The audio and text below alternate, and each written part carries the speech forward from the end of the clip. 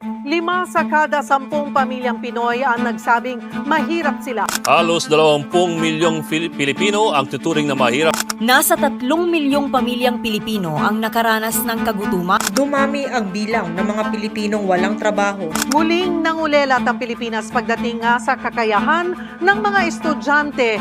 Sumami pa ang bilang ng mga Pilipinong unemployed o walang trabaho. Kahandahan umanong bumababa ang kalidad ng edukasyon sa Pilipinas. Target ng National Anti-Poverty Commission na mapababa ang insidente ng kahirapan sa bansa.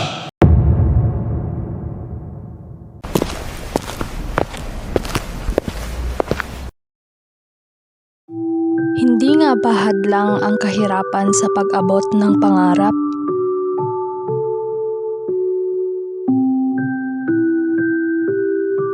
Kahirapan ang isa sa mga isyung panlipunan na kinakaharap ng maraming tao sa ating bansa. Kahirapan na nagiging dahilan ng pagkawala ng pag-asa upang makamit ang pangarap ng bawat isa. Ito ang suliranin na hindi gustong maranasan ng kahit sino man.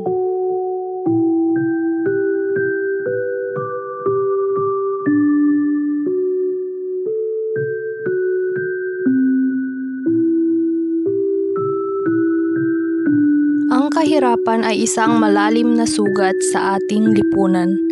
Isang sugat na nagpapahirap sa pag-unlad ng ating bansa.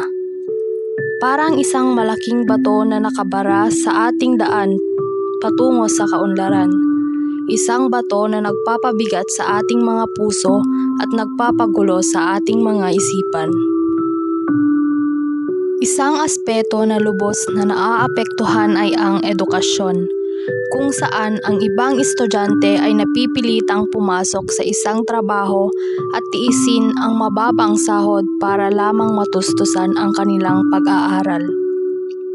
Titiisin ang lahat ng hirap para lamang sa inaasam na tagumpay. Gagawin ang lahat para sa pangarap.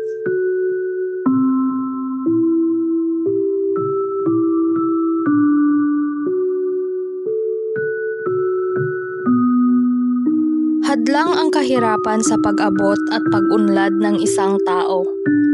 Ngunit ang pagiging porsigido sa buhay ay isang hakbang tungo sa inaasam na kaunlaran. Bilang pagtugon sa kahirapan, ating bigyan ng pansin ang edukasyon dahil ito ang susi upang makamtan ng bawat isa ang inaasam na pag-unlad mula sa kahirapan. Ito ang kailangan ng bawat isa sa ating lipunan.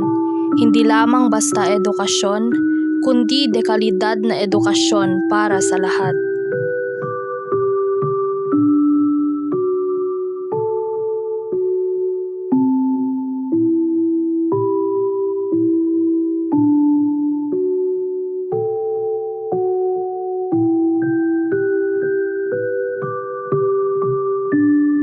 Hindi natin dapat hayaang manatili ang kahirapan sa ating lipunan. Kailangan nating kumilos, hindi lang para sa mga taong naghihirap, kundi para sa ating lahat. Kailangan nating gumawa ng paraan para makamit ang mga bagay na nais nating maabot dahil nasa kamay natin ang ating kapalaran tungo sa pag-unlad na ating inaasam-asam.